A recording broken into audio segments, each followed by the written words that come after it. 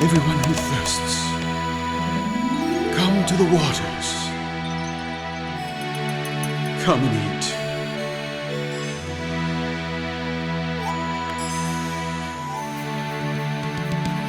Listen diligently to me, and eat what is good, and let your... Okay, I'm going to give a rather difficult subject. I hope you have ears to hear. I think most of you are on more or less the same page in your understanding. I don't know about the folks out in YouTube land, whoever might see this video, but all I can say is you're going to have to deal with it. Just deal with it.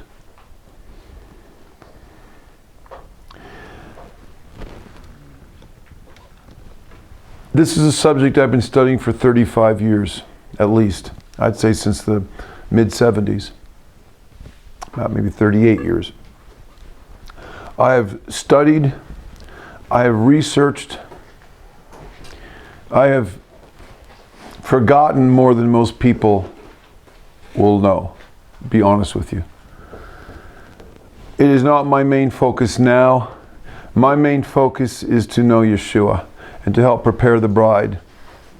Because I do believe that everything will pan out for good for all those who are called according to his purposes. So that's my main focus. I primarily study, with regard to end time events, I primarily study the Bible and look to the Bible for understandings. However, the Father has confirmed again and again, whether I like it or not, that I am a watchman. Make of that what you will. I use the term in a biblical sense. A watchman, as Ezekiel describes it in chapter 3 and again in 33 and a few other places, stands on the walls of the city, and before the days of air raid sirens and radar and instant messaging and radio communications and all that, he would stand there with a shofar and he would be watching in the distance to see that little cloud of dust rising up way off in the distance, there in the dry, arid land of the Middle East, indicating that somebody was approaching. And until they got a little closer, he would, up there on the pinnacle of the high point of the city wall, he'd be able then to hopefully ascertain whether it was few or many horsemen or soldiers or just travelers. And as soon as he understood what it was, whether friend or foe, if it was a foe, he would sound the alarm. And he would wake up the city, and the city would prepare its defenses if it was a foe.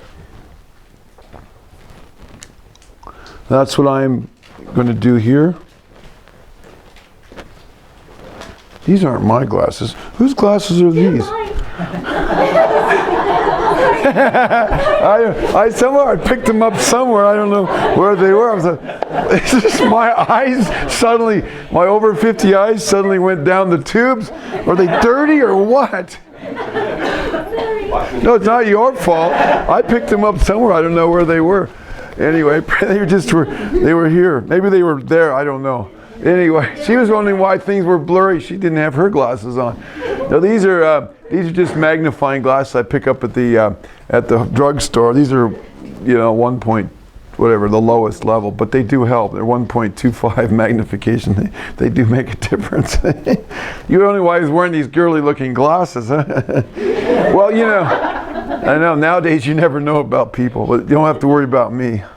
I don't feel urgings in any other directions other than what I am. And so, cast it out on me, please. Okay, maybe that's good. We had a little bit of comic relief there, because we're going into a very serious subject. Praise the Lord. I call this Surviving in Orwell's Brave New World Order, a New World of Babylon the Great. Well, I understand George Orwell in 1948 wrote the book 1984. I've read the book. I've seen the movie. I know that Aldous Huxley wrote The Brave New World. I don't know whenever that was, in the 30s. And I haven't read the book, but I've seen the movie. And we also talk about the New World. We talk about the term the New World Order. That was a term that George Bush the first brought out into the public arena in about 1990 or 1991. But it's been there all along. If you pull out your dollar bill in your wallet, you see in the Great Seal of the United States the Latin words Novus Ordo Seclorum, New World Order. It's been around for a long time. I'm not going to get into all that. You guys can go on the internet, on YouTube, and you can read everything from the credible to the incredible to the ridiculous on this subject. I'm not going to get into that. The term Babylon the Great in my title is obviously a biblical reference to the book of Revelation, chapter 13, 14, and then 17 and 18. There where the term Babylon the Great is used, and that's John the Revelator simply repeating some Old Testament or Tanakh passages that don't say about Babylon the Great, but talk about the term Babylon the Great. Babylon is fallen is fallen. This is fallen is fallen is a very interesting term. It didn't just fall once, it's going to fall twice. It fell once in the time of Nebuchadnezzar, and it's going to fall again. It's like a double speak, if you will, or twice speak, where it's I believe alluding to a prophetic Babylon, an end time Babylon that would fall again. In this case, in Revelation reveals it's a larger it's a larger whole world system, and in Revelations 13 indicates that it's a system that's both political, and of the arm of that political is the military, and economic. Well, I'll also say the military is an arm of the political and the economic, but it's political, economic, and religious in nature. I'm not going to go into that, but I want you to know that I understand these things. I'm also not only a watchman, and well researched, a biblical researcher, but I'm also a student of history. I've been fascinated by history since I was a little child. I used to go to bed with the World Book Encyclopedia and read it to fall asleep, starting at about age 8 or 9, and continued that for many, many years. Sometimes I have 2 or 3 of them under my bed, and I would read them, and that was what I did. When I was in grade school, I read all the history books in my grade school library, and there's a whole shelf of them. I've been a student of history, of all history, and especially biblical history, but all history from the beginning to the end. And I just love history. So I think history is very, very important to give us context and background to help us to understand the future. I study history for inspiration, but also to learn the lessons, because as I think it was George Sandiana said, those who do not learn history or study history will be doomed to repeat the mistakes of history. And sadly, we have a lot of people leading us, whether it's in the pulpit or whether it's in our government, that really don't know their history, and it's very sad. And so they're making foolish decisions, and they have the hubris, the arrogance to think that somehow they're different, and that their schemes will work better than all the schemes of those who preceded them, than all of those, because and it's silliness. But they're fools. The Lord said that He would raise up, because as a judgment He would raise up the basest among men to rule over us. And He's talking about Israel, and we have that today. Okay, I don't want to get into that. I want to jump right into this subject. So when I say surviving in Orwell's Brave New World Order, and I would say it's really not the New World Order, it's the Old World Order. The New World Order it's not new, it's old. It goes back to Satan, through all the kingdoms of the world, back to Satan, back to the lies of the serpent at the Garden of Eden, that caused man to jump the path and get into the wrong, going down the wrong path of rebellion ever since. So it's not a new world order. There's nothing new about it. Just the window dressing is new. The players are new. The actors are new. But the philosophy, the spirit of Antichrist, the spirit of lawlessness, the spirit of rebellion engendered by the serpent at the tree of the knowledge of good and evil, there's nothing new about that. And I hope you all understand that. I can't elucidate any further than that. But the religion of the world is secular humanism, and all the false religions come out of that. And again, I've written on secular humanism. You can go read the Secular Humanist Manifesto 1 and 2 that came out in the 30s and again in the early 70s, 73 it was. And you can read what they're demonic schemes are. But all the isms, whether it's evolution, communism, Marxism, all the permutations of collectivism, whether it be all the religions of the world, even to a certain degree, Christianity and Rabbinic Judaism, all of them are secular, humanistic to one degree or another, or almost completely, totally, but there's nothing that's totally secular humanistic, because Satan always mixes a little bit of truth in with everything in order to poison the waters, and just make it palatable. Anyway, so let's get in. What I want to talk about is I want to talk about where we're at, specifically in America, but those who are watching this video who are not in America, you can apply it to your nation and in a whole, apply it to the world. But I'm specifically speaking about America because that's who my audience is at the present time. Let's quickly review some of the loss of freedoms and government encroachment in recent years that have happened, in this case, in America. Now, you young people, your teenagers need to listen carefully because it's not your fault, but you do not have the historical perspective to understand the things I'm talking about in their fullest ramifications. You haven't lived long enough. It's not your fault, but you just haven't. You've got to have lived for, at least 50 years. Or 40, but probably 50 years. And I don't have the perspective that my parents who are in their late 70s have, who were born during the Great Depression and who were the World War II generation. They understand it a lot better. But because I'm a student of history and because I was born in the shadow of the Great Depression and World War II, and I was raised with that all around me, I understand a lot of things. And so I'm going to speak with that. But you young people and those watching this video, if you will learn from your elders, if you will sit at the feet of those who are older than you, you too will understand the values and you will understand the history. And you need to be students of history. A lot of you are homeschooled. But I'll say some of you have been negligent about reading your history. Well, what's that have to do with me? And I can speak about some of my own kids. They'd rather sit and do this all day long than pull the history books down on the bookshelf. And that's to your shame. Amen.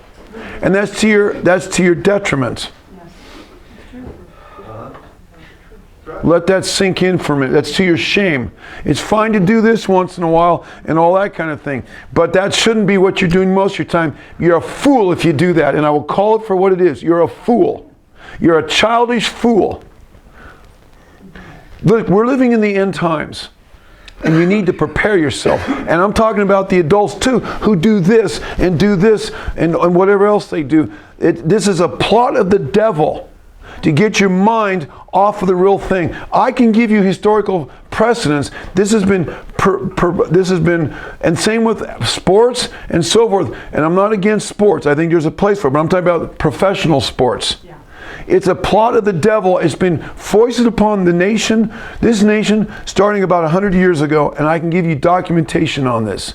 So don't be a willing dupe of the New World Order, or what we call the Old World Order, and Babylon the Great, to dumb your mind down so you don't know what's going on. Okay? Those are hard words, but you need to let them sink in. And I've been preaching this to my children until they don't want to hear it anymore. And they think I'm an old fool. No, I'm not an old fool. You're going to wake up one day out of your stupor, anybody who thinks that, and you're going to wake up all of a sudden, and you might be in a prison camp because they don't like people who believe as you do, or you might be a martyr or who knows what. And suddenly these words that I'm speaking and your parents are speaking and your grandparents are going to come ringing in your ears.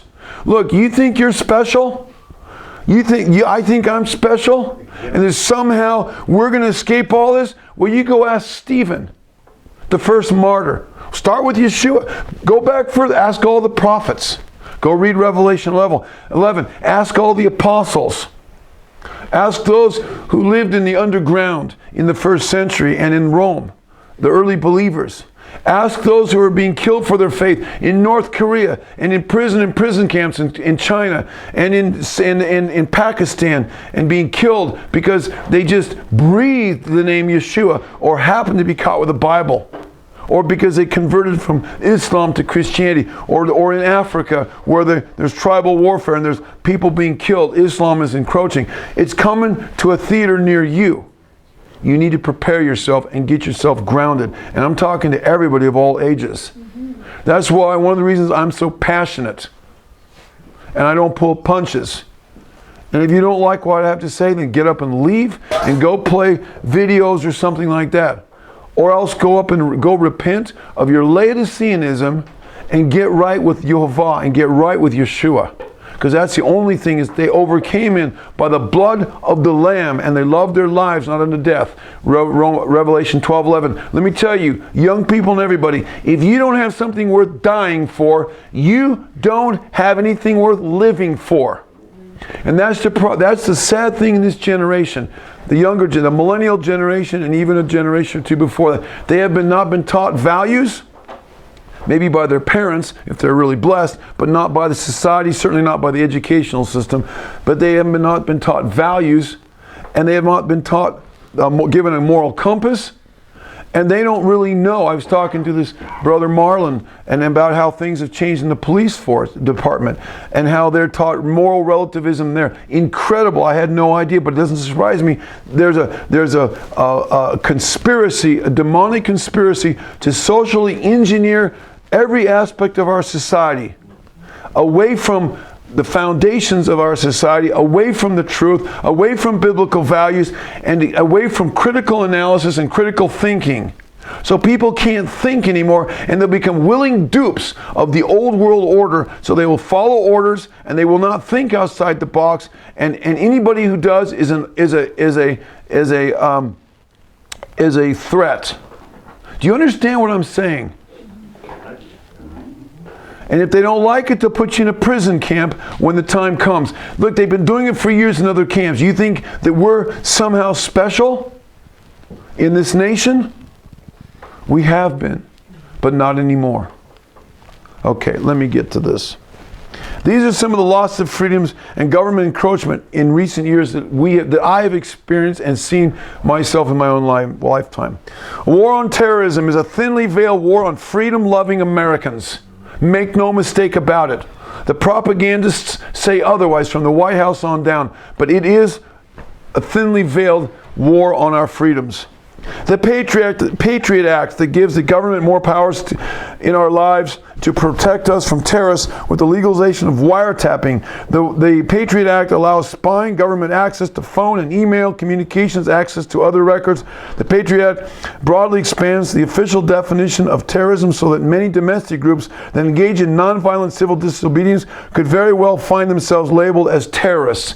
Attorney General Janet Reno under Clinton labeled, and I read the documents, and you probably did too, anybody that's a Bible believer, anybody that's a Christian, that's a vet, that's a patriot, that collects precious metals, that lives on a farm or not, and preserves their food and stores food, anybody that's a Second Amendment individual, and believes in the right to bear arms, and these kind of people were considered a threat. And homeschooling, that was another one. Absolutely. People that can food, I mean, my goodness.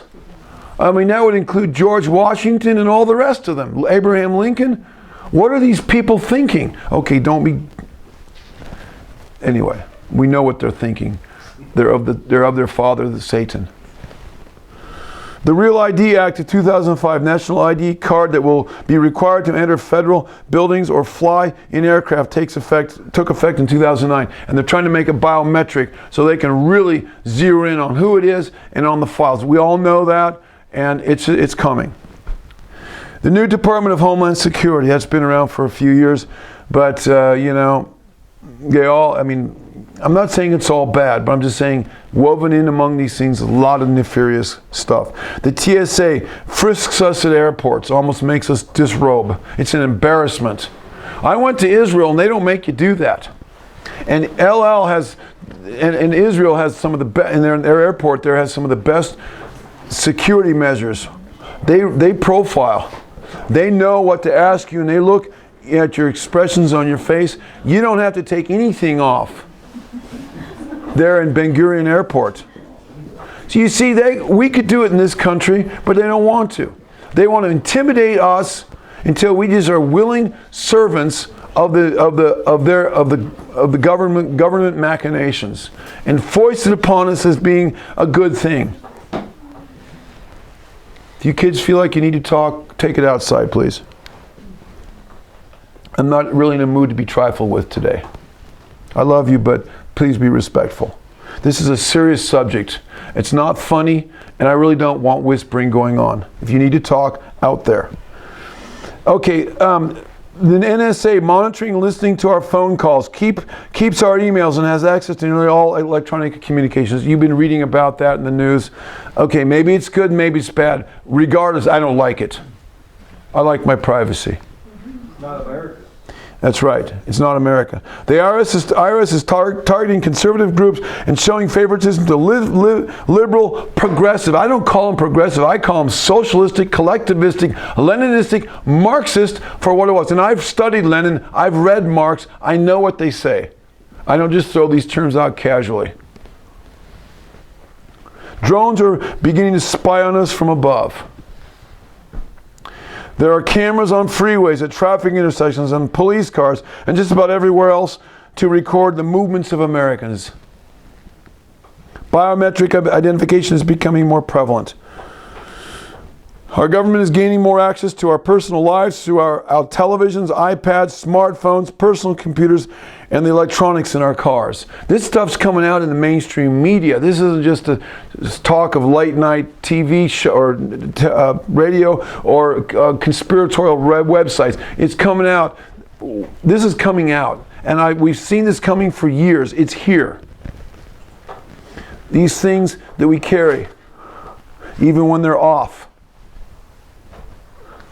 Even when they're off. There's chips and things in there. People used to deny that. Any of you ever listen to Glenn Beck? You know, he has access to a lot of information. I heard him do whole radio programs on this subject. Well, they're going to hear me preaching the gospel. Maybe it'll be good. Maybe some of those spies will get saved, hopefully. Loss of freedom to go without health insurance. The government is moving to become the sole health care provider in our nation. They're going to drive every private, that's their goal, to drive every private health care provider and a single payer. That's what Obama has said that. That's the goal. And the others, that's their goal. And every socialistic nation, that's one of the first things they do. When they do that, guess what? They control about 14% of the economy. They're seizing the economy. Nationalizing it. This is socialism. This is Marxism. And when they get that information on you, guess what? It's going to be in databases, and there's going to be huge amounts of information on every single person that they have access to. And these supercomputers. Is that a good thing? All in the name of trying to protect your health. Okay, that's not the answer to the healthcare problem.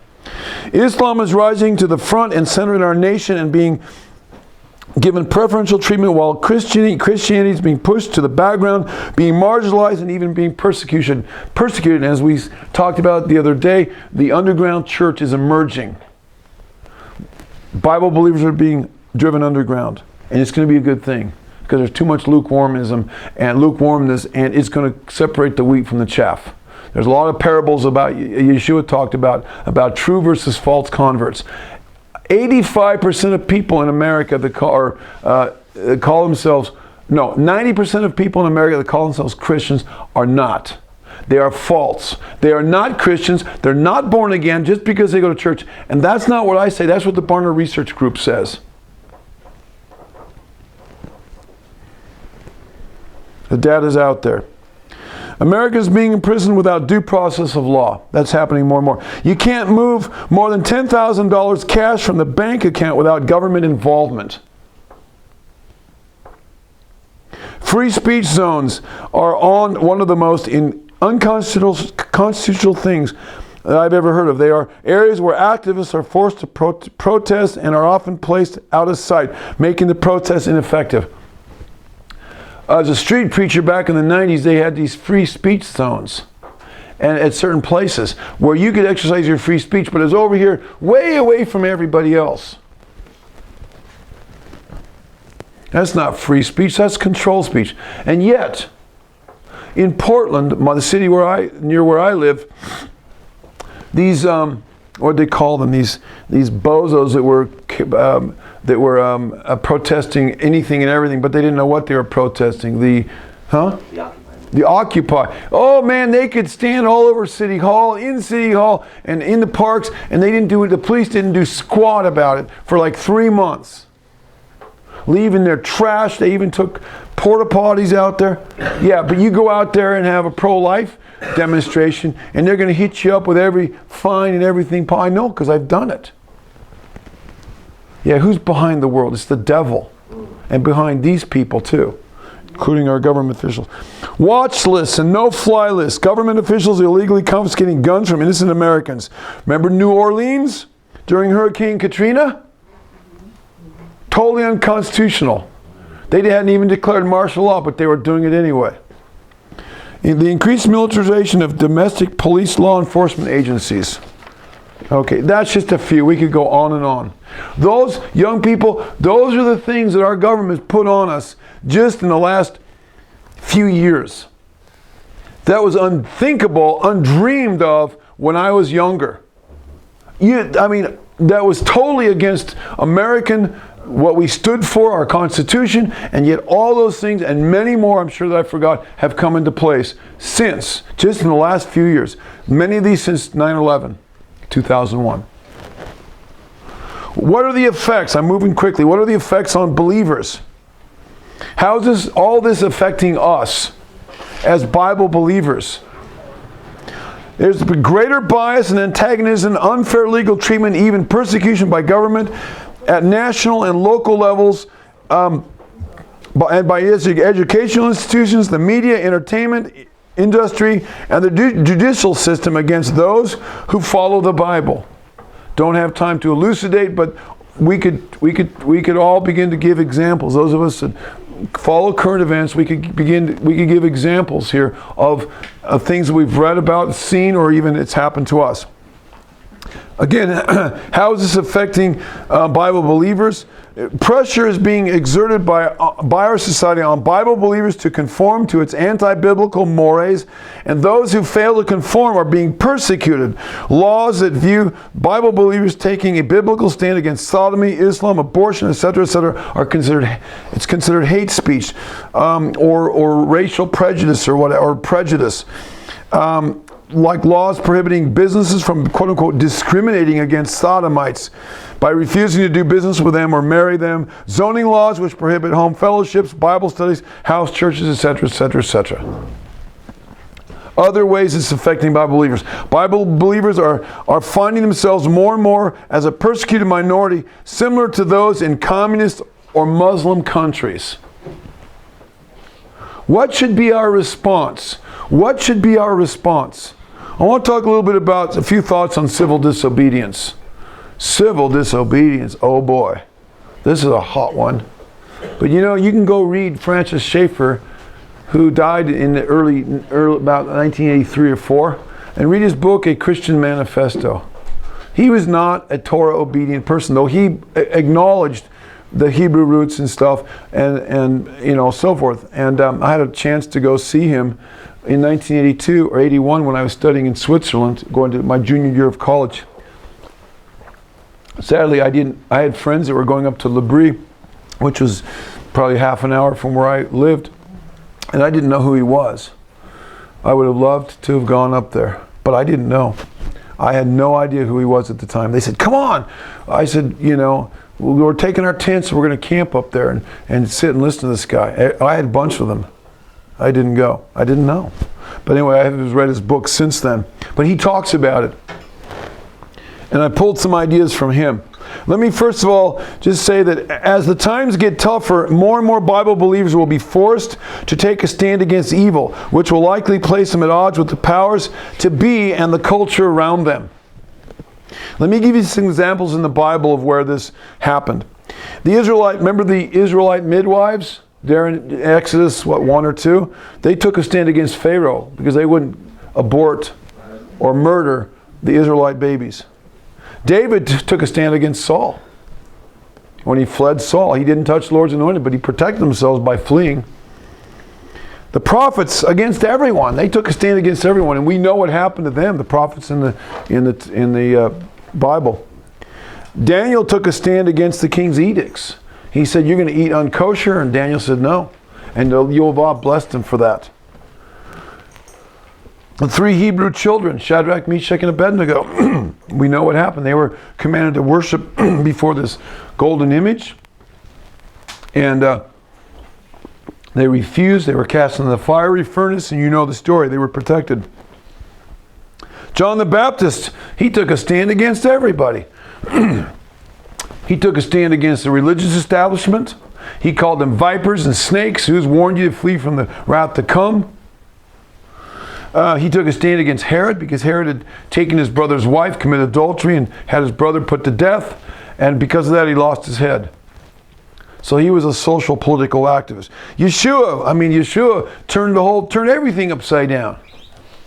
The economics, their false view of the Torah. He came against the whole religious establishment, and he turned their tables upside down spiritually and physically. He preached against the Pharisees, the Sadducees, and anybody else that was contrary to the Bible. And we know what happened to him. He lost his life for it. Let me just say that when he turned the money changers' tables over, he was coming against the bankers of that day. The banking system that was squeezing money out of people. The apostles and disciples of Yeshua, they took a stand against the religious ruling elite in numerous cases, and we know the stories of that in the book of Acts and so forth. In response to the government's request to stop preaching Yeshua, Peter made it clear that we have to follow Elohim's laws over that of men. That's in, Acts chapter 6, 5, somewhere in there. The Bible makes it clear that we're to follow the civil authorities. I'm not against civil disobedience if it's in obedience to the laws of Elohim. I mean, you can go read Romans 13, 1 through 4, and 1 Peter 2, 13 through 17. We're to respect the authority and the civil laws by all means. We're to uphold them and honor and respect. But if they tell you to go against Yehovah, we have a greater, higher law that we're supposed to follow, and we must be willing to do that. And I understand that some people will draw the line at one point, and some people will draw the line at another point. That's according to each person's conscience and according to their understanding of the scriptures. And Jim may draw it at one place, and I may think, wow, he's out there. But I need to respect him because he's in charge of his family and his jurisdiction that Elohim has given him. And if I draw it in another place, I have to. Jim needs to respect me. And I'm going to support Jim. I know people that have drawn the line in the abortion. I've picketed abortion clinics. I've been out there. I've been spit on and everything else. And maybe some of you have, but I've been out on the front lines. I'm not speaking, from lack of experience. I've gotten out from behind the pulpit. Unlike, sadly, most pastors, when I was out preaching, I couldn't get pastors to come out with me, even of my own church. I couldn't get him to take off Mr. Rogers' sweater in Mr. Rogers' neighborhood, Mr. Rogers' loafers, and get out and start doing the work of the ministry. It's really sad. And this was the case, and then when I became a pastor, sometimes I was the only pastor that showed up at these things. Where were the other ones? Anyway, so, but different people draw the lines at different places, and we have to, and some people are going to be more politically activists than others, some are going to be spiritual activists, but Elohim has given different ministry to different people, and we got to respect that. Now, if we are called to resist, and I get this from a Christian Manifesto by Francis Schaeffer, I want to just touch this real quickly. There are appropriate levels of righteous resistance. I say righteous resistance. I want to emphasize the word righteous. And this is what Francis Schaeffer, quoting from Rutherford, who was a godly, righteous man. What was his first name? I want to say Samuel. I don't remember. Maybe I'll come across it in my notes here. Yes, Samuel Rutherford. There's three appropriate levels of righteous resistance. The first one is if you need to take a stand, you feel that the government is telling you to do something that you're not supposed to, that violates your conscience and your understanding of the scriptures. Your first defense should be you defend yourself by legal protest. We still have the means to do that in this country, and there are Christian law firms that will come to the aid. There's a number of them. Well, one of them is called the Rutherford Institute, named after this guy. There's a Center for ACLJ, American Center for Law and Justice, J. Seculas. There's used to be called the Alliance Defense Fund. I think they've changed their name now. I forget what they call it. But there's several of them, and I've in the past have supported them financially because they do good work. There's the Homeschool Legal Defense Fund, HSLD, Homeschool Legal Defense Association. We used to be members of that when we were homeschooling. They help homeschoolers. There's a number of them. So there's legal ways to do it, even if you don't have the finances. So protest by legal action. Now, if legal action doesn't work, or you're not able to do that, then you must flee if possible. You must flee. Now, you maybe can flee to another state or another jurisdiction where there's leniency, but more and more some of these things are being forced upon all levels of state, local government by federal mandate coming down from from various levels, whether it's the executive, judicial, or legislative branches. So sometimes there's no place to flee to. I mean, it's not like back in the 1600s the Pilgrims fled to America. Where are you going to flee to now? Canada? Well, that's like jumping from the frying pan into the fire. Mexico? Lord have mercy. If you don't get killed by drug gangs. I mean, there aren't a lot of places to go. And America is still the best country in the world. If you look at everything.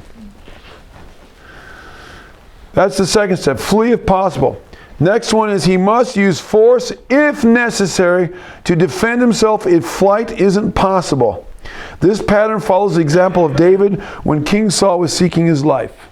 And again, this is from Francis Schaeffer's book, A Christian Manifesto, a classic Christian. He was one of the greatest Christian thinkers of the 20th century, Francis Schaeffer. He was no lightweight in these things. Some of us will be called to love our lives, even not even unto death. Even unto death. Revelation 12:11. Are you willing to lay down your life if called upon to do so? Like I said before, if you don't have something worth living for, or dying for, you don't have anything worth living for. If you don't have something that's transcendent in your life that you would give your life for, whether it's your family, your faith, for Yeshua, then you know what? Your life is empty and void. I'm sorry, but you're walking on thin ice, and you're just gonna have a miserable life, just eating and drinking and be marrying, for tomorrow we die. You're a shell of a person. You're the walking damned. If you're not willing to die for Yeshua, you are. If you don't love him that much, you're just playing silly little childish games. You're just a fraud. You're a hypocrite, most likely. And all of us have struggles with these things. I'm just giving tough medicine here because I think this crowd can handle it.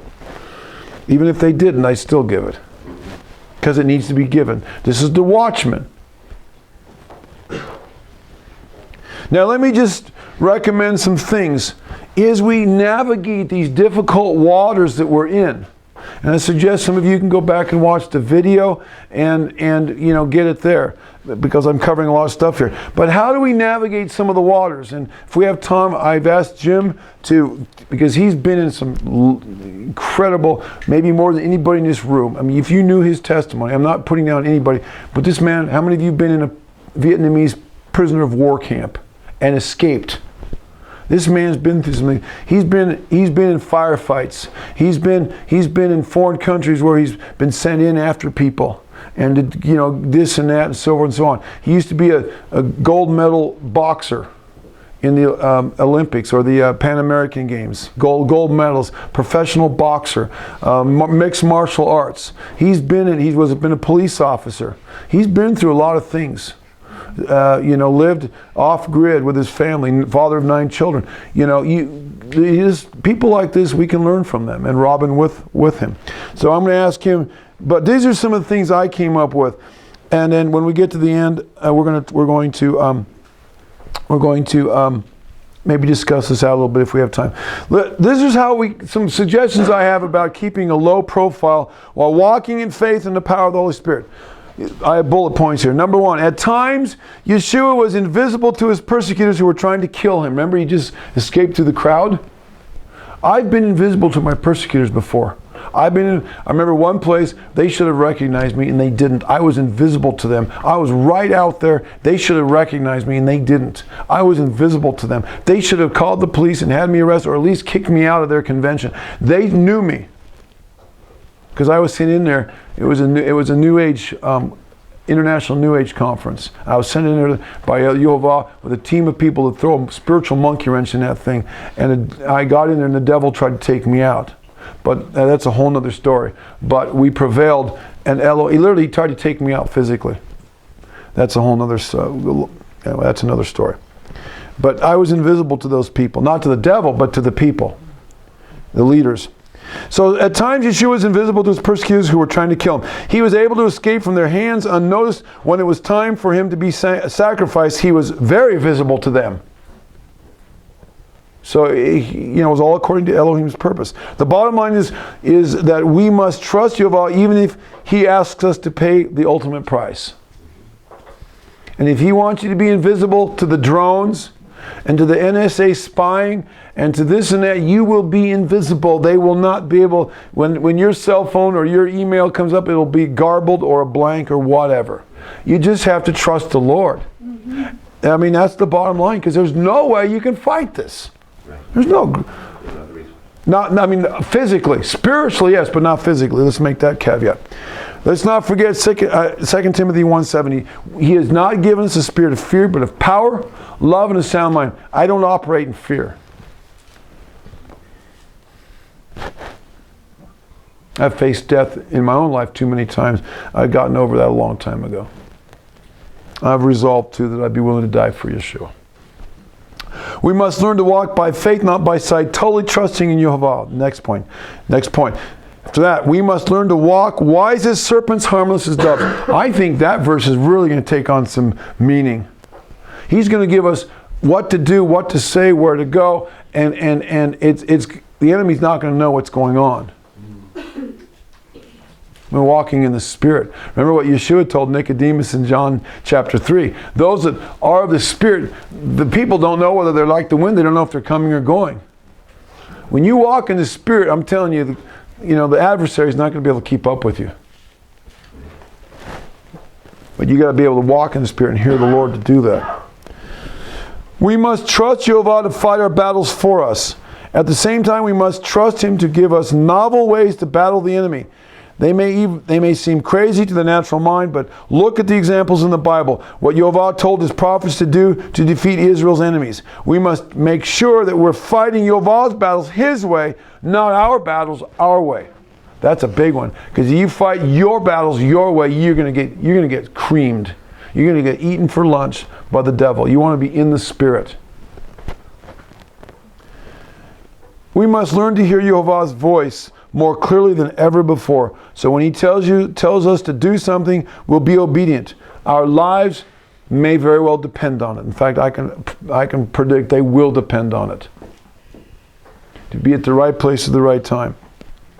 We must have a close personal relationship with Yeshua. It's all going to be based on that. We must stop sinning, breaking His Torah. Sin is weakness. Righteousness is spiritual power. If you got a weakness in your life, the enemy will capitalize it and sink your ship. You better be under the blood of Yeshua, repent of your sin, have your house in order, have your spiritual life in order, and then the enemy is going to have a real hard time getting in there and taking you out. through he's got a lot of minions out there trying to, sink the people of Elohim. And finally, we must know who we are in Yeshua, what the word of Elohim says about us, and walk in that reality and the power. I am the redeemed of Yehovah. I am more than a conqueror. Greater is he that is in me than he that is in the world. I can do all things through Yeshua who strengthens me. I am seated in heavenly places with Elohim, with Yeshua. He has given me power to tread on scorpions and serpents and all the power of the enemy. They should just come off your head like that. I am a new man, a new creation. Old things have passed away. I have a whole list of them on our website, about 30 or 40. You need to confess those things and get it in there. Greater is he that is in me than he that is in the world. I have not been bought, I'm a bond servant.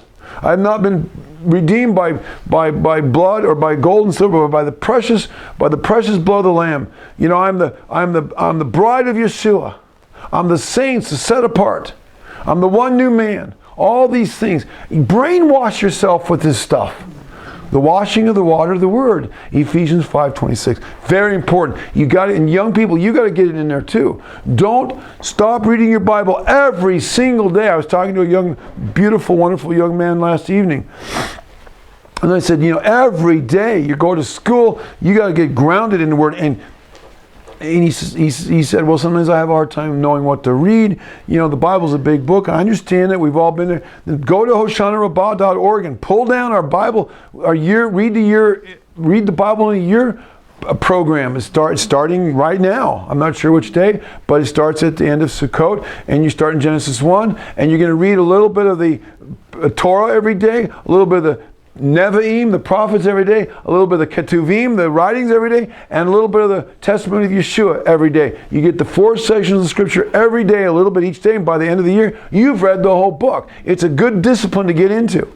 And then if you're children, get the Torah Explorers. It's not just a study of the Torah, it's a study of the whole Bible. I bring the whole Bible into that, and it's gospel-oriented. It's for kids, preteens and teens. And if you're an adult, get my adult Torah study guides. Those are some free resources that are out there. It's not just the Torah. Again, I bring the whole message of the gospel and Yeshua in there. There's other people that publish other things, but I know what I have, and I know I can recommend it. And we have elders here who would also recommend it. They know it, and you don't have to take my word for it. Ask Dr. Joe, ask Jim and Robin, whoever. Ask others. So anyway, there you go. Stay in the Word. Now, what are we to? Let me look at my notes here.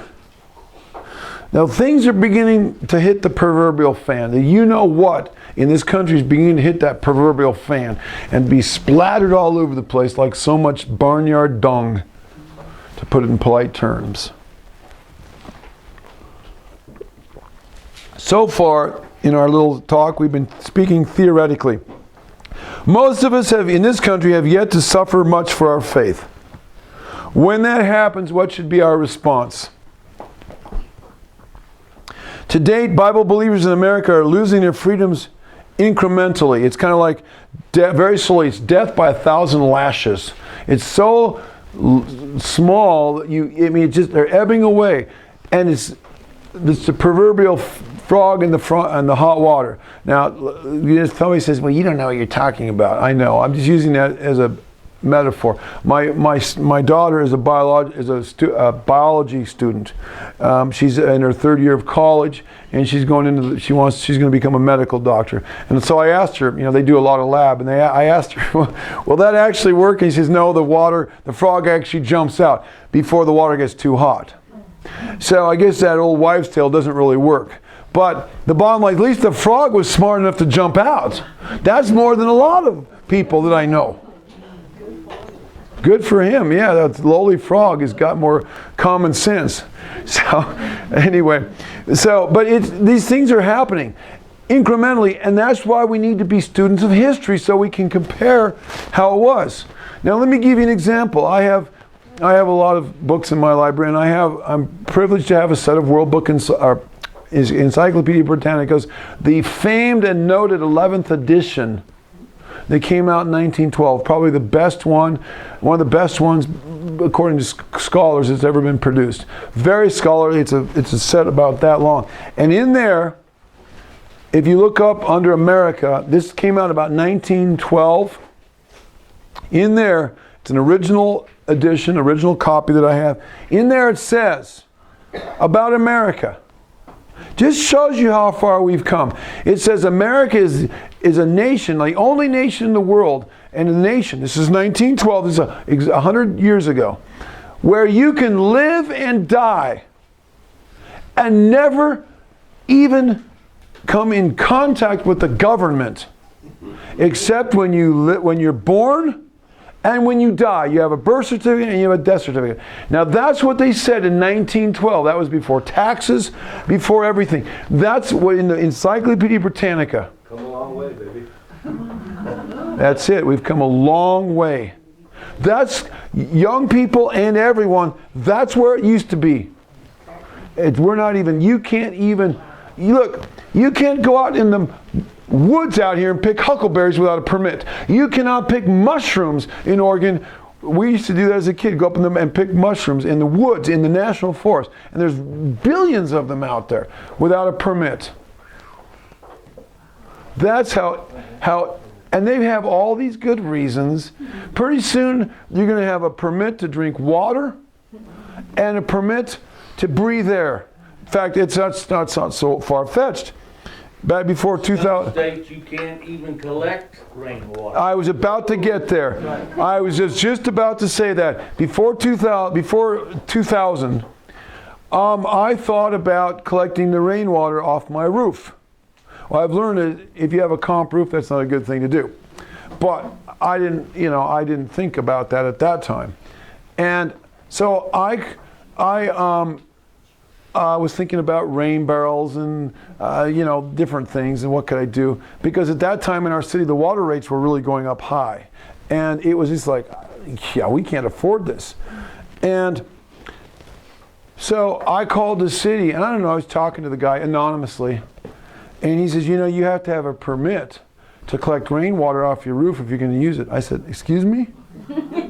He says, you have to have a permit. I said, for me to collect rainwater on my roof, just like Mike said. Yeah, he says, yeah. I said, you're kidding me. He says, no. He says, if you do that, by the state of laws of Oregon, you are considered your own water district.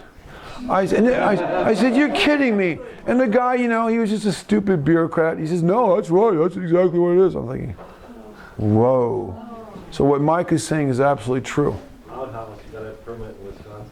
Outhouse, yeah. Well, I understand it could contaminate groundwater, but still, you can't even take a dump without getting a permit. I mean, that's basically what it boils down to. Yeah. So anyway, okay. I mean, we could give a million examples, but there you go. So this is what's happening.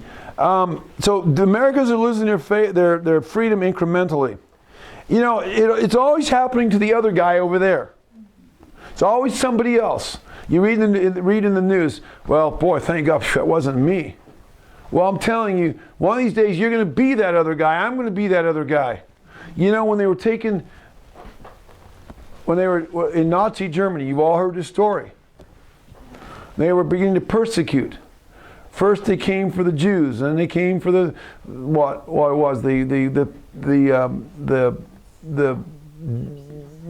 defect, those that had bodily defects because they were into eugenics. And then they came for other racial minorities like gypsies. And then, there were millions of gypsies that were killed too. And then they came for political dissidents, a lot of Germans and others. And they came for anybody that they didn't like.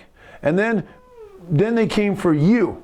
And because we didn't stand up for those people, then there was nobody left to stand up for us. And that's what happens in totalitarian for fascist regimes. And we're moving in that direction. Always happens to the other guys. Some guy over yonder, but little by little, and we adopt we acclimate this go along to get along mentality. Well, it won't happen to me. And then when it happens to us, because we didn't stand up for that guy, there's nobody to stand up for us. And it's a slippery slope. So we must be on fire. We must know when the Lord tells us to take a stand. We don't want to be lukewarm believers. And we must stand together. And it would be really good to talk to some people from other countries that are missionaries or live in some of these persecuted countries, or read their books, like by Richard Wurmbrand and some of these guys who've spent time in prison camps, or Alexander Solzhenitsyn, or others. Absolutely, there's a number of them. And if we can't talk to somebody, read their books. We could learn a lot. We must be willing to draw lines in the sand. We have to determine ahead of time. I'm talking, how do we prepare for this? We must think ahead, and that's why I'm giving this subject, and be willing to draw lines in the sand where I will not cross over that line if somebody asks me to do something. You need to think these scenarios out and have a game plan and be prepared. Don't look to your pastor or some leader or some this or that. You need to search your own heart. Because eventually it's going to come down to an individual decision. Look, even in China, they take individuals into prison. They don't take the whole church, they take the leader, and each person has to make his own decision or her own decision. That's right. So this is an individual matter. They might take the dad and leave the kids. They might take mom and leave whatever. Or the pastor and leave the congregation. You got to be individually strong in your own lives. And like I said earlier, some will draw the line in the sand at one place and some will draw it in another place. That's not the time to start criticizing your brother. That's the time to stand with him or your sister. He might have drawn the line a little bit closer or further out than you did. But then in another area, you might draw it out a little further than he did, and whatever. But you got to trust him. You got to pray, support him or her, and pray for them, and anything you can. Because they might be the ones you have all told them to draw the line out there, because they're laying their lives down for us, or because they're being called to test the waters to see what will happen and make a way for us, so we'll know what to do or what not to do, because they were willing to go out there and take the fire and see where. I haven't been in a battle, but sometimes you got to send somebody out there to a real heroic, brave individual to see where the pillboxes are. Recon, so that then that person is willing to lay his life down or go through that mine-infested field to see where not to step, so that will protect the majority that comes through later. Yeah, we need some I haven't been in the military. We need some military strategists to teach us some of these things, because they can be applied spiritually. I'm not trying to promote militarism here. I'm keeping this at a spiritual level, but some of the principles apply.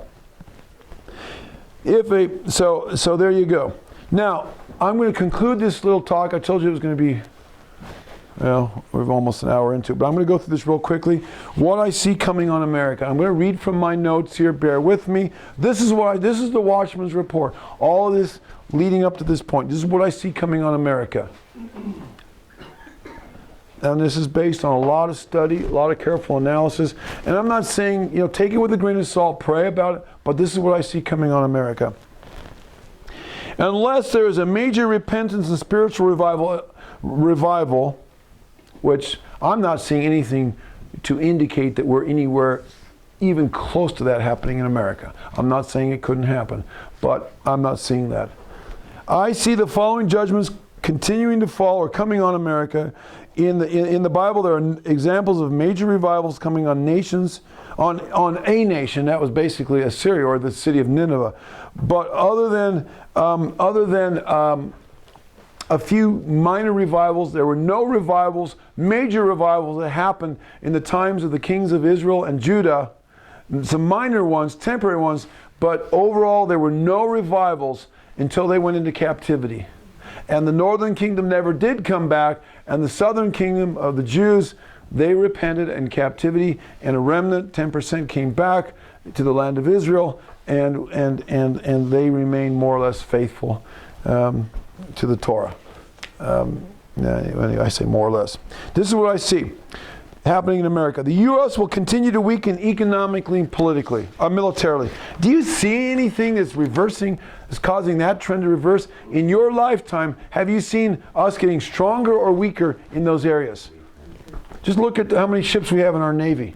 Look how that's gone down. Navy bases. Okay, number 2. America's prestige and leadership and clout among the nations will continue to wane. Foreign powers will continue to exploit America's weakness to their advantage, economically, politically, and militarily. This will negatively impact us all and cause this country to weaken, even to the point where our president is bowing before foreign dignitaries. It's a shame. It's shameful. Okay, shake their hand, but bow before the king of Saudi Arabia and before the premier of China and all this. What on earth? But anyway, down, boy. Well, this is what I see. The next point. As this nation weakens economically and militarily, the two go hand in hand. You can't have a weak economy and a strong military, and a strong military without a weak economy. Our enemies will be emboldened against us.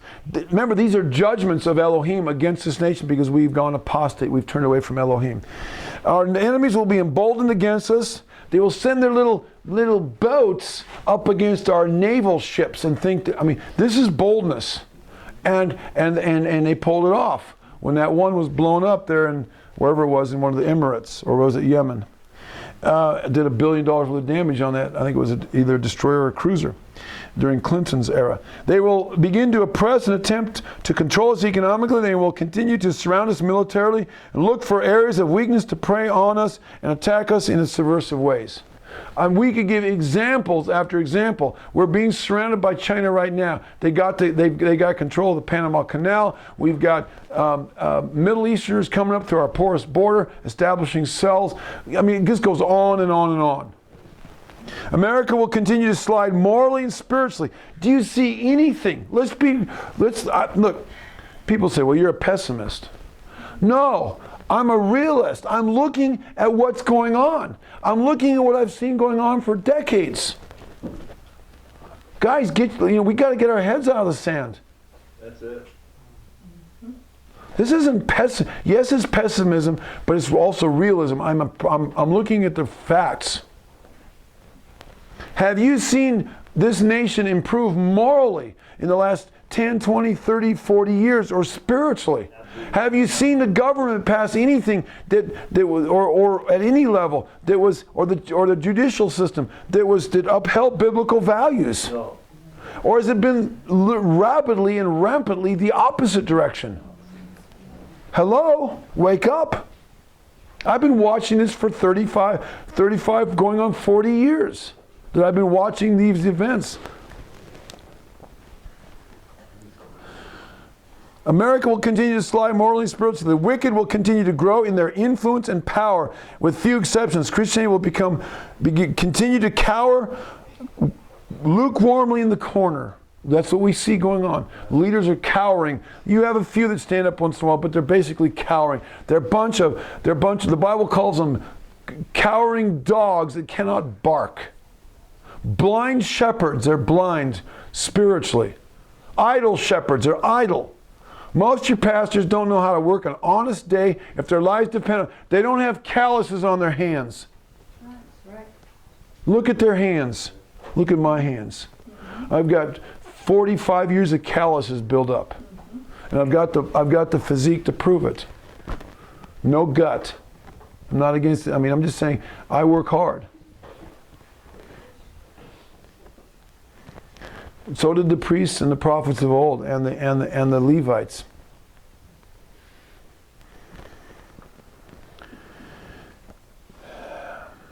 Evildoers will continue to be emboldened to cram their vile agendas down the throats of the American people. Bible believers will continue to be forced out of the mainstream and marginalized into spiritual-like pogroms or slums, if not literally, spiritually. We talked about that, not spiritually or, yeah, well, anyway. Yeah, both, absolutely. We talked about that in the underground church emerging in that video I did the other day. Yehovah is allowing this judgment against his people to wake them up spiritually. Next point. The dollar will continue to weaken and U.S. debt will continue to rise, thus weakening an already weak U.S. financial system. Does it take a rocket scientist to make that statement? Do you remember? When we hit $1 trillion debt? 2 and 3? I do. I think it was during Reagan. And then George Bush won, and so we got up to $3 trillion. We're at like $16 trillion now. There's no way we can pay that down. It's on purpose. There's no way.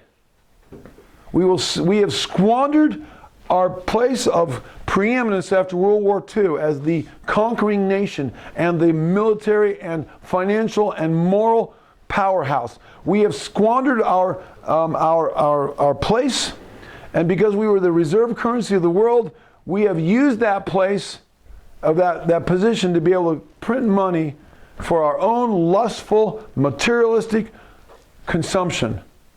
And we have built up a social welfare system now that you have too many people dependent on social services and social welfare who will not get off their butts and get to work. I'm really big on this because the Bible says 6 days you shall work. It's a command. As much as it is the Sabbath. If you don't work, if you're not working 6 days and you're able-bodied to do so, you are in violation of the Torah. 6 days you shall work. That's as much a command as you shall rest on the 7th day. The problem is we got too many people resting on the first day, the second day, the third day, the fourth, and so on, and on the 7th day. Going to Starbucks with their food. And they're going to Starbucks with their food stamps. We've all seen it. That's right. We see it all the time. You don't need a $4 cup of coffee. Go get some coffee grounds and make your own. This is the problem with this nation. We've lost our work ethic because there's going to be somebody there that will give us food stamps because we're too, like I said the other day, too lazy to get off our butts. If we're able to do it. I'm not talking about people that have legitimate handicaps, and half the disabilities out there are given to people that will not get up and work. Okay, you may have a disability in one thing, but you can go educate and skill yourself in something else. You're just looking to live off the public trough, and shame on you. The Bible says if you don't work, you shouldn't eat. And if you're able to get up and work, and you're living off your wife, shame on you. You know how many messianics I know that I've seen, even come through our congregation, that are living off their wives. And I'll take it in one step. And leaders who are messianic Bible teachers, they're living off their wives. They travel around, and their wives are the ones that support them. They're out of order. I'm talking leaders, big name leaders. Shame on them. And the ones that aren't are merchandising the gospel. And they're out of order too. Okay, we'll leave it there. Somebody's got to say these things. Somebody's got to say these things because these are the things that are bringing judgment on this nation. All of these things that I'm talking about. And we need to get our own house in order if we're going to be ones to be salt and light in the world. Otherwise, how are we to be salt and light when we don't have our own homes, when leaders don't have their own spiritual ministries, when leaders are out cavorting around, teaching and preaching, and meanwhile their kids are going to hell in a handbasket. They're not supporting their wives, and their wives are having to go to work because they're pursuing this mistress called their ministry. It's like adultery. They're committing adultery, and their houses are out of order. Okay, that's a little tangential. Let's bring it back. Next point, racial tensions will continue to escalate in America. Many of our politicians and race-baiting political activists will work to fuel this fire. Race wars and violence between the races will increase. It will especially be bad in the cities. This will serve to divide America further along racial lines and will force the continued militarization toward or to martial law. That's where the Constitution is suspended, and they can do whatever they want. Toward martial law in some form or another. This would mean that personal liberties would be greatly reduced or eliminated temporarily to restore order. This could have huge impact on religious freedom, the right to assemble, to preach biblical truth, etc. Since some and since religious zealots, that is Bible believers, would be viewed as enemies of the state as they currently are in most totalitarian regimes around the world. Next point. Religious tensions will increase as the Islamization of America continues and Christians are forced into the corners and even underground in some cases.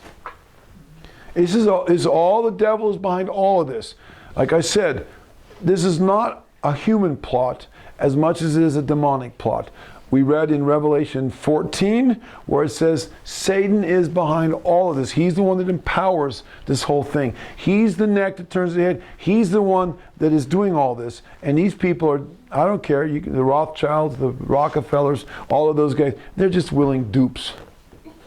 The Bank of England, the Federal Reserve, I mean, let's brought in the Jesuits, whoever you think, the Ordo Temple, anyway, there's a bunch of subversive groups. Like they're all just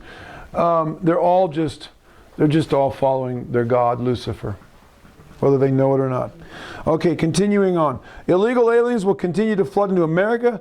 Do you see anything stopping it? Are they doing anything? No. So it's not rocket science. I mean, it's just continuing despite the political palaver. This will continue to stress this country's economic system to the maximum. Next point. Economic pressure will continue to. This is one man's opinion. This is what I see. I may be wrong, but this is what I see. Economic pressure will continue to increase against the working class Americans as more and more people go on government dole. Let's call it for what it is, welfare or dole. That's what it is. Not entitlements, I don't use that term, it's the dole. The dole was a derisive term for lazy people. Again, I'm not talking about people that really need it. In the Torah there was the third tithe for those that really need it. But it wasn't for able-bodied working men that could go out and support their families. It was for the widows, the orphans, the fatherless, or the infirm. People that could not get up out of bed and go and do something. Because of, maybe they got injured, whatever. And that there are legitimate cases. And if you're in that place, you need to repent and get going. This will put more and more, so this government dole will put more and more pressure on finances of the working class. Government will continue to expand to oversee the social services program or welfare, and a myriad taxes will increase to pay for it all. This means that Americans will have to work longer and harder to stay even financially. I'm working longer hours and harder to pay for this. I literally have had to work longer and harder and raise my prices in my own business as much as I could and still stay in business. In the meantime, more and more people will be working for the government class. Yeah, that's where it's real. That's the gravy train, folks, and that's what they want. They want more and more people working for the government. But the government doesn't produce anything. Somebody's got to pay for the government. So that's going to be more pressure on the working class, or those that are in business and on business sector. While those who are being taxed to pay for it will feel beleaguered and used. And that engenders more strife, and some people say, why do I have to work so hard? It's just going to so-and-so over here who's on welfare, and they won't get up and work. So that's going to cause productivity to go down, and it kills incentive, and that's just terrible when that happens. That's the death of a nation. That's why communism didn't work in Russia, because Marxism kills incentive, and it rewards the slothful.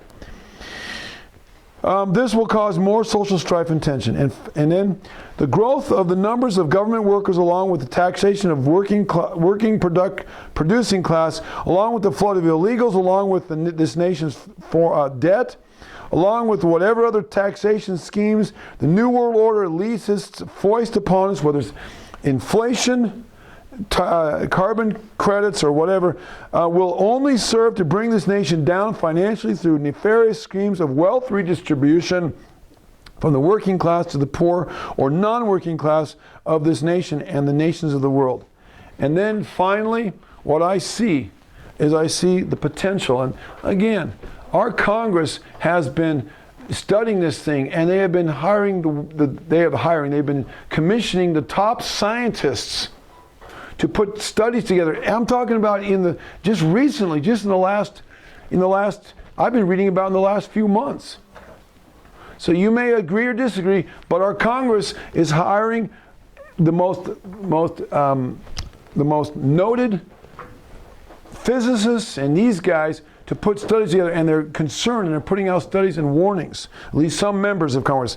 What I see coming is I see the potential of rogue nations such as Iran or North Korea they could send a ship out here, any kind of a ship, a freighter, and they have missile capabilities, sending up an EMP, an electromagnetic pulse, 1 or 2 or 3 of them over North America, and we don't know, nobody really knows exactly what the impact would be, because it hasn't happened. But we know that there have been times where these great solar flares came out.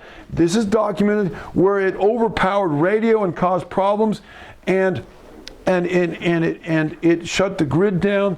And there have been, you can check it out. This has happened in localized areas, and so it's speculated by these experts that the overabundance of this. And I'm not an expert, but the electromagnetic pulse overpowers the fine circuitry of electrical systems, and it could just, trigger a chain reaction of things that could cause, basically, put this country or parts of this country back in the 1800s very quickly. That's why preparedness is kind of a good thing. And if that were to happen, this could set off, it's not only set our nation back for years, but provoke all kinds of internal chaos, resulting in our government imposing martial law on us, the Constitution being suspended for our survival. Look how many people are on pharmaceutical drugs. Look if they could not get their drugs. Just pharmaceuticals. Not even food. The majority, I bet if we were to raise, maybe not this room, but I mean, just in this room, I bet there's a majority of people, or a large percentage, that are on some form of pharmaceutical drug. I mean, it happens. Absolutely. This is a serious issue. So that's what I see happening. Now, where I want to go now, I want to give Jim the floor. I know we could take this discussion in a lot of different places. I mean, we could start talking about this and that and all the examples you all see. I think we get the picture. And in the interest of time, it's 1:16, and we want to wrap this up. I've been going for an hour and 15 minutes now, 16 minutes, 17 minutes right now. But I want to, I asked Jim if he had any thoughts, and I would say Robin too, because this is their ministry. This is what they do. They have been thinking about these things and preparedness probably for decades, and they've lived these kinds of ways. So I want to ask them first, Jim, and then Robin, as Jim directs. What do you see coming, and what should we be doing, and just whatever the Lord has laid on your heart? We need to separate our needs from our wants. We don't need a television set to survive. We don't need electricity to survive. We lived without it. And you can live without it. And you can live comfortably without it if you're prepared. Brother Nathan talked about an EMP. That's very possible. So if you believe it's possible, how many people here believe that's very possible at this point? 50 years ago it wasn't. My mom and Nathan's mom would laugh about that. They'd say, EM what? That can't happen. But it can today. If you really believe that, prepare for it. It's just good wisdom. Okay, here's what we need. We need, and Brother Joe covered it, we need air, we need water, we need shelter. What else? Something to eat. That's pretty simple preparedness, isn't it? Okay. So my question is, what are you doing about it? There's so many things available to us. There's dehydrators. I looked at one at Cabela's, and it's a great, big, massive dehydrator. Where we live, There's fruit everywhere in the spring or in the summer that we can pick for nothing. It's free. I mean, it's loaded. I mean, there's an array of items that we can pick, dehydrate, and put in a little bag. You can also put matches. You know, we use a vacuum sealer to dehydrate. When we dehydrate, we vacuum seal it sometimes. But you can also be vacuum sealing small items like matches, little flashlights, some batteries. Wouldn't that be nice to hand to somebody if they come to your door? I want to touch on something else, and this is a very controversial subject. Every time we speak, the number one question is, what do I do if somebody comes and takes my stuff to take my stuff away? And here's my lecture on that. If you're preparing to defend yourself, Brother Nathan said in that book by Francis Schaeffer, some people, they took up arms and defended themselves. If you're preparing for that, I highly recommend that you prepare the correct way. I've only talked in the last 20 years to 4 people that I would say is preparing the right way. They go to the range consistently. They have the right stuff stocked up. They have the ammunition stocked up. They reload. They have ultimate weapons, and they're prepared to defend themselves. But most people are not. The little 22 in your closet won't do it. So I say, prepare spiritually. My God's not a God of fear. That's another point. If you're scared, viewers out there, if you're preparing because you're afraid, stop preparing. That's my word for today. Don't prepare out of fear, because Yahweh will take care of you. He knows your needs already. He knows what your needs are when trouble comes, when the storms come. He knows your needs. He will provide for you. So once again, to reiterate what Brother Nathan said, scriptures, the word embedded in you, put it in you to where you know. And then decide as a family, what are you going to do? If someone comes to your door and asks for a drink of water, will you shoot them? That could be an angel unaware. You could be shooting an angel. Whether you shoot them with an arrow or a gun or a slingshot, you could be hurting an angel. So solve it in your mind right now. I'm not recommending that you let people come to your property and just take everything. Of course not. But we will be willing to help your neighbors and your friends. Decide right now. In our family, we called all of our children and said, look, if you want to come to our place when things come down, start contributing. Help us get prepared. Be a part of it. Invest in it. And I'm not recommending that you let just any Joe come in and take all of your stuff. I'm not recommending that at all. Believe me, I'm not. But if you're going to defend your home, be prepared to do that. Don't just say, I'm going to get to it one of these times. If you're going to provide your own food when food runs out, don't wait until then to start growing a garden. And there's so many excuses. Oh, I live in the city. Oh, I do this. Oh, I do that. You can go to a fruit market, buy fruit and dehydrate it and put it in a 50-gallon drum. You fill up a 50-gallon drum with dehydrated food and you're pretty well set. You can make it. And there's so many things available now. There's books, there's videos, there's people like Nathan getting up and sounding the alarm. There's so much available to us. There's tents that are unbelievable. You can live in them tents. And what does the scripture say? Pray that it not be on the Sabbath. Pray that you not have nursing mothers. Flee to the mountains. And you know the scripture. There's direction right in that one verse as what to do. So lean to the scriptures. That's my word. May I say this? It brings me to my next point that I wanted to bring to this group. We're having to make some pretty tough decisions. So I want to encourage the men, the heads of the households. If you don't have a husband and you're it, Pray and make those decisions now. Don't wait until a fiasco comes. Make up your mind. Let your yays be yays, let your nays be nays, and let your family know where you're at on those topics so that they can work together. And when the time comes, you're not over there saying, well, where do we stand on that? If the government was to come into your house and say, you're getting immunizations, do your children know why they don't want them? Do you know why you don't want them? Are you prepared to go the distance if that happens? I hear a lot of people saying, well, when they come for my guns, I'm going to shoot everybody. No, you're not. You're not going to shoot everybody. You don't even know how to shoot. You couldn't hit a target from here to that camper. The last time you shot a gun was how long? How many people have shot a gun in the last week? Okay. How many in the last 2 weeks? Getting down there. 1, 2, 3. How many in the last month? 1, 2, 3, 4. How many in the last year?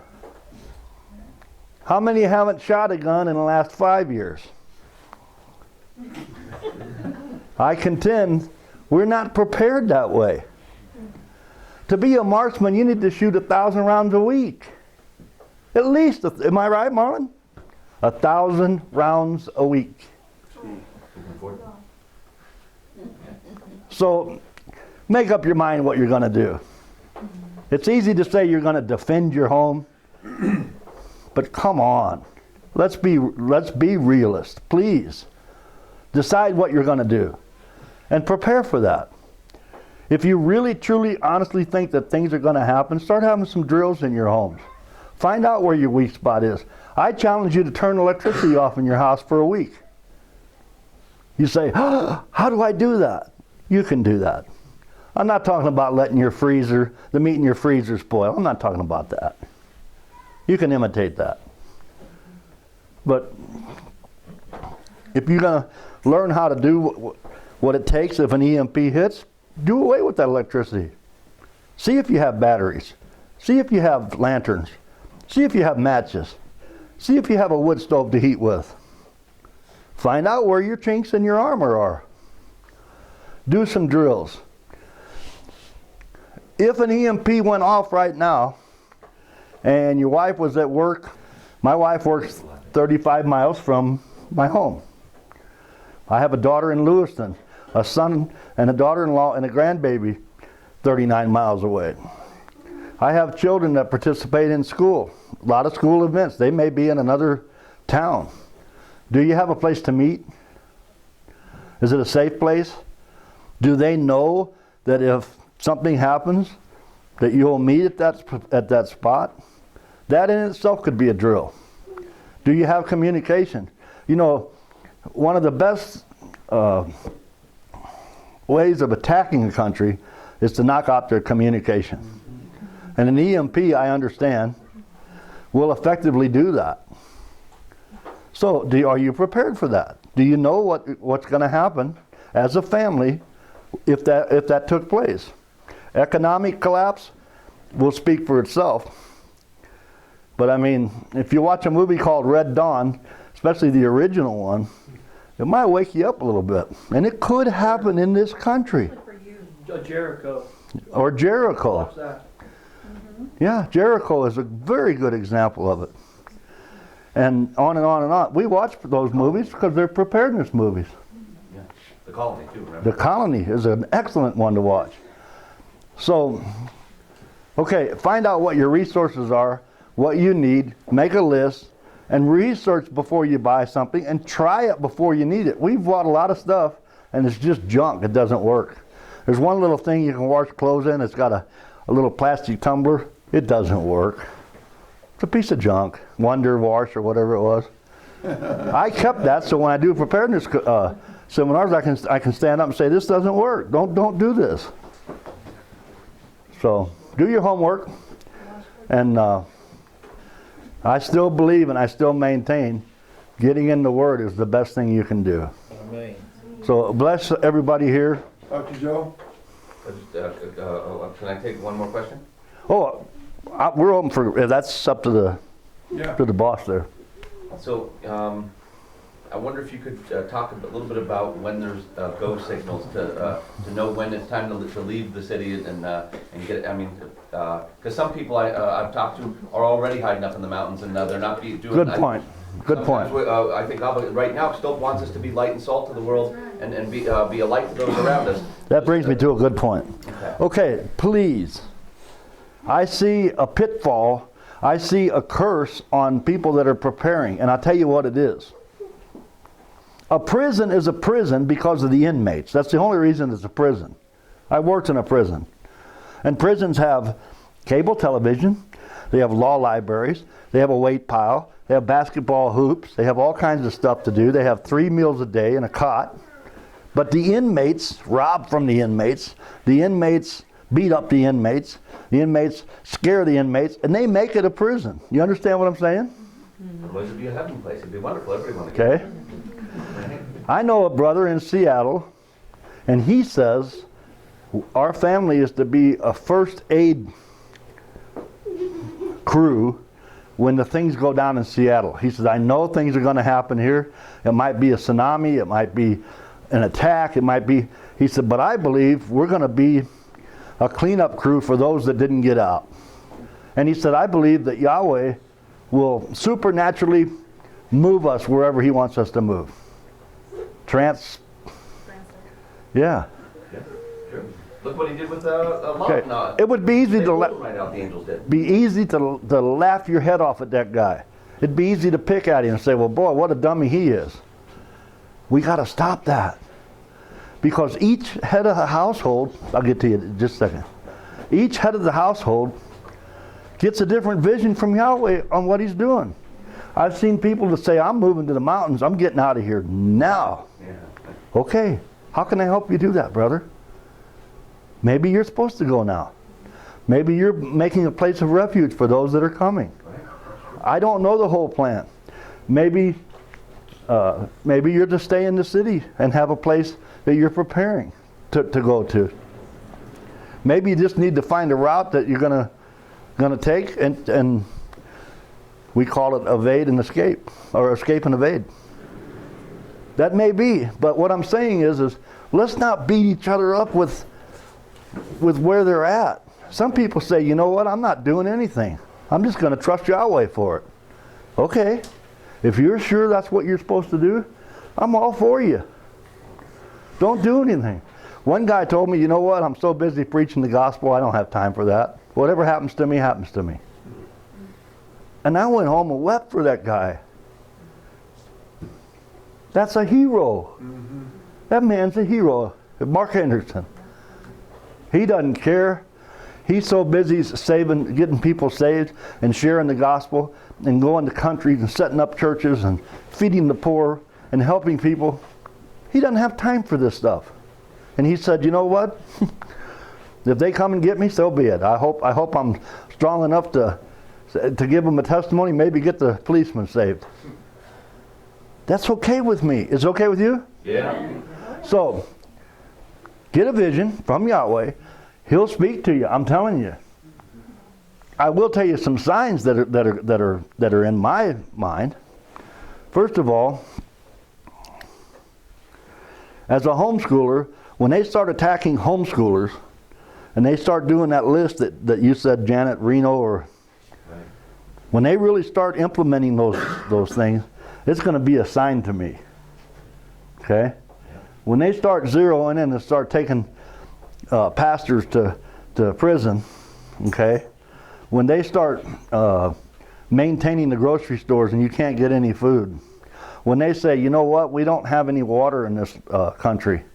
We're going to start limiting water. When they start saying, you know, we're going to take all the men and women and recruit them for our army. Things like that. Some of it's common sense. But you know what? We're training to hear the Ruach HaKodesh's voice. Mm-hmm.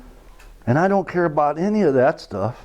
When he says to move, I want to be able to pack up and move.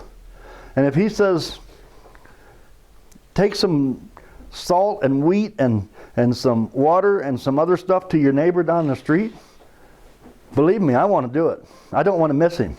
My wife is an avid reader. And she read about a lady that went through the Holocaust. And the lady said, you know, I lied.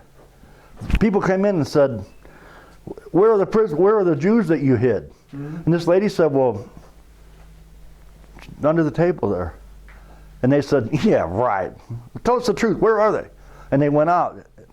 The other lady lied. The sister lied, right? Well, And said, Corey Ten Boom, yeah. yeah. And they maintain that life is more important than you telling a lie. Yeah. You got to resolve that in your own mind. Yeah.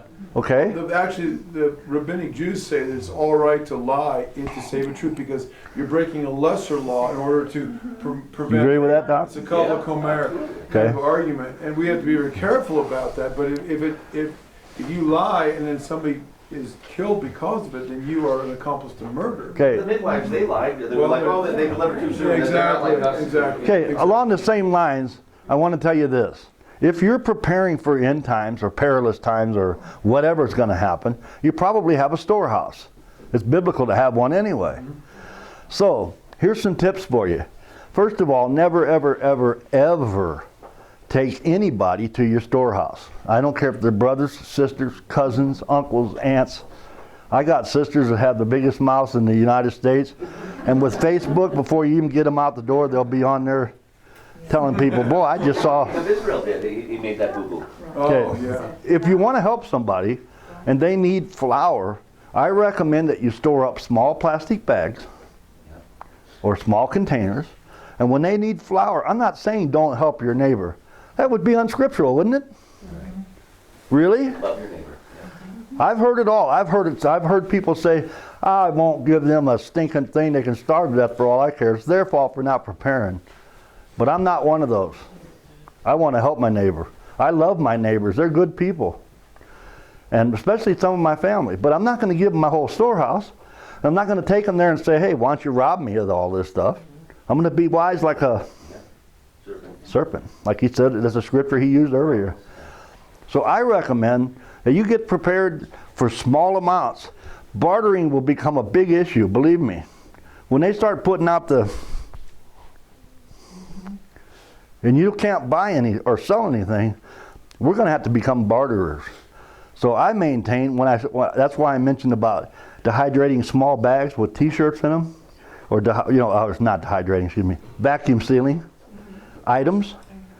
Man, when they want to barter something, take them a little vacuum sealed item with matches or wax or candles, or let your mind guide. There's no stopping you. You can vacuum seal large items, small items. There's a long list of bartering items, and it's going to be a big thing. So I recommend that it be small items so you don't have to haul something big. I recommend that you have it already wrapped up so you don't have to go to your storehouse and monkey around. Get it done. There's a whole lot of things we could cover because we've taught preparedness since the 90s. Seek the Lord while he may be found. Call upon his name. He is near, he is near, he is near. Yeshu Hashem behir matzov keravu yoto karov karov Yasov rasha darko veishavem machshevotav veyashovel ad Hashem ki arbe is Yeshu Hashem behir matzov keravu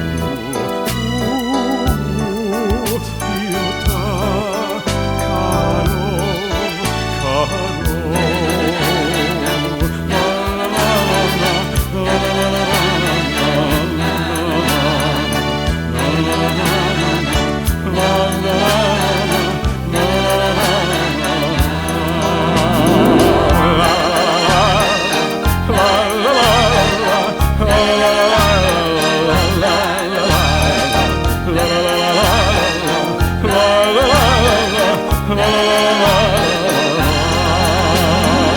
Seek the Lord while he may be found. Call upon his name. He is near. He is near. Yeshua Hashem behi matzot kerahu.